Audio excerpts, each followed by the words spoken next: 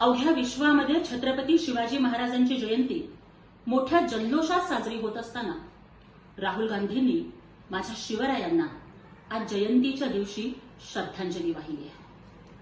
अवघ्या महाराष्ट्राचा, छत्रपती शिवरायांचा आणि तमाम शिवप्रेमींच्या भावनांचा त्यांनी अपमान केलाय.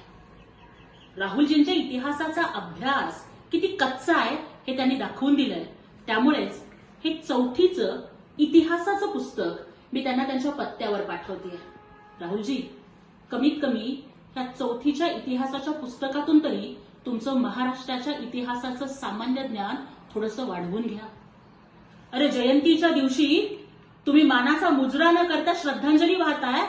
राहुल गांधींच्या मेंदूला मुळव्याध झालाय का, ही शंका आता आम्हाला यायला लागली आहे. राहुल गांधींनी दाखवून दिलंय की ते अफजल खान फॅन क्लबचे अध्यक्ष आहेत. त्यामुळे इथून पुढे राहुल गांधींनी किंवा त्यांच्या पक्षाने या महाराष्ट्रात फक्त मतं मागण्यासाठी छत्रपती शिवरायांचं नाव घेऊ नये. त्यांना मागायचेच असतील ना, मग त्या बोट तुटलेल्या शाहिस्तेखानाच्या, कोथळा काढलेल्या अफजल खानाच्या, किंवा ज्याला या मातीमध्ये दफन केलं त्या औरंगजेबाच्या नावावरती त्यांनी मतं मागावीत.